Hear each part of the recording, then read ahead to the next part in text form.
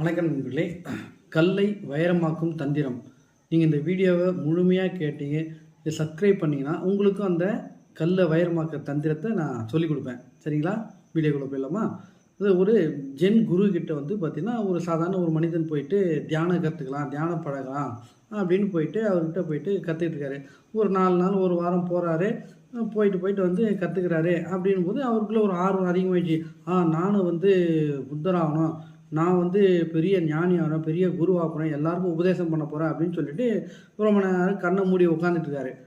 கண்ணை மூடி உட்காந்துட்டு அப்புறம் திடீர்னு கண்ணை தந்துட்டு, நான் புத்தர் ஆகிட்டேன், நான் ஞானி ஆகிட்டேன், நான் ஸ்ரீடன், நான் எல்லாருக்கும் உபதேசம் கொடுக்க போகிறேன், நான் பெரிய அருளாளர் ஆகிட்டேன் அப்படின்னு புலம்பாக எல்லார்கிட்ட பிதட்ட ஆரம்பித்தான். எல்லார்கிட்டையும் சொல்ல ஆரம்பிச்சிட்டான்.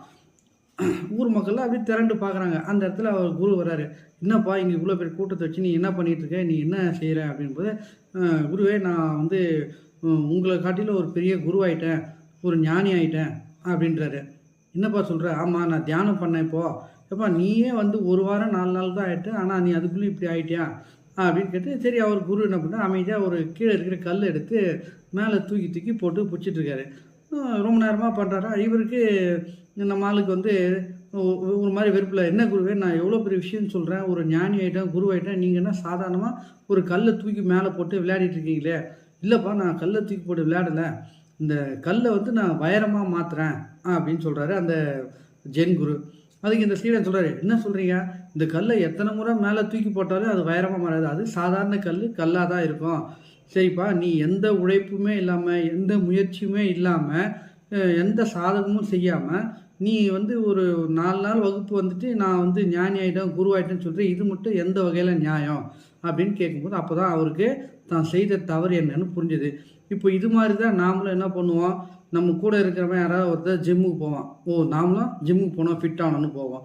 ஒருத்தன் டியூஷனுக்கு போவான், இல்லை ஒரு மியூசிக் கிளாஸ் போவான். நாமளும் என்ன பண்ணுவோம், நம்ம அதை கற்றுக்கணும். இல்லை டைப் ரைட்டிங் கிளாஸ் போவான், நாமளும் டைப் ரைட்டிங் பண்ணுவோம், ஷார்ட். இது மாதிரி நாமளும் இப்போ ஒருத்தர் ஒரு பெரிய பைக் வாங்குறான்னு வச்சுக்கலாம். இப்போ நாமளும் என்ன பண்ணுவோம், பைக் வாங்கணும்னு ஆசைப்படுவோம், ஃபோன் வாங்குவோம்.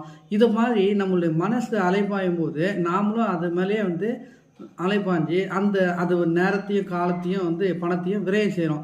ஸோ நம்ம குழந்தைங்களையும் பாருங்கள், கூட இருக்கிற பையன் ஏதோ நல்ல ரேங்க் எடுத்துட்டான், இல்லை ஏதோ ஒரு நல்ல கோச்சிங் கிளாஸ் போகிறான்னா, நீயும் அங்கேயே போ, அங்கே போய் நல்லா படி, நீயும் அவனை விட நல்லா வரணும், எதுக்கு இந்த தேவையில்லாத வேலை? அவனுக்குள்ளே என்ன திறமை இருக்கோ, நமக்குள்ளே என்ன திறமை இருக்குன்னு நாம் பொறுமையாக உட்காந்து அலசி ஆராய்ஞ்சோம் அப்படின்னா அது நம்மளுடைய வெற்றி பாதைக்கான வழியை காமிக்கும்.